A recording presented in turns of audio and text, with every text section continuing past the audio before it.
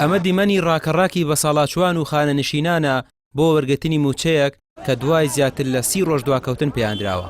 ئەمە بەرهەمی 33 ساڵ حکومڕانی پارتی وێکێتیە. لە وڵاتی ئێمەدا تا ئێستاش خانەنشین لە قەرەباڵخی سەرەی وەرگرتنی موچەدا دەمرێت، بە نەخۆشی و سەرما و گەرما دەبێت بۆ موچەیەکی ڕەمزی هەستی بریندار بکرێت و بە ڕەزالەت موچەکەی پێ بدرێت. ئەرەوەڵا جاری وا هاتووم ینی لێرە من هەموو کاتێک ڕۆژێ دوو ئەوەیە لەبەرچی وەڵا لێبەرەوە کە تۆژێ چۆڵ ببێت چ ناڕەحەتەیەکتان تووشە بێت لە قەرەباڵخیە؟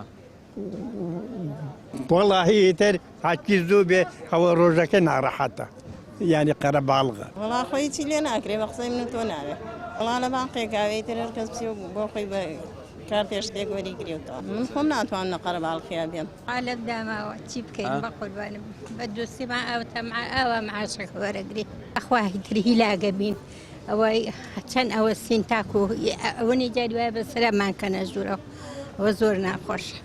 هەمووی نەخۆشە. ئەرێ بەخوا شەکرێ زەختە و چەوریە و دیمەنی وەرگرتنی موچە بەم شێوەیە لە هیچ وڵاتێکی دنیادا نابیندرێت. دەسەڵاتی هەرێم کە چەند ساڵێک لەمە بەرخۆی بەسەر مەشق بۆ بەغدا دەزانی ئێستاش بەم شێوەیە موچەدا بەش دەکات. لەبەر بەرژەوەندی پرۆژەی هەژماری حیزبی خۆی ڕێگە بە بەغداش نادات موچە بە بانکی بکات.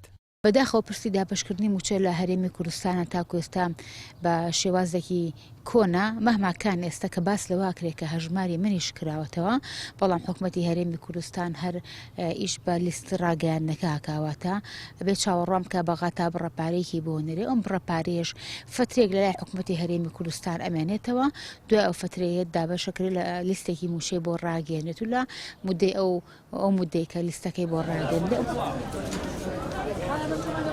کورد هەمیشە لە نەهامەتیدا ژیاوە.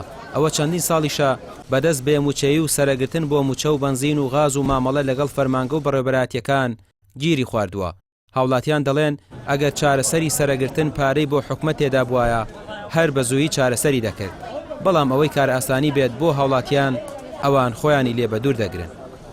ڕامیار عوسمان، کەناڵی پێام، سلێمانی.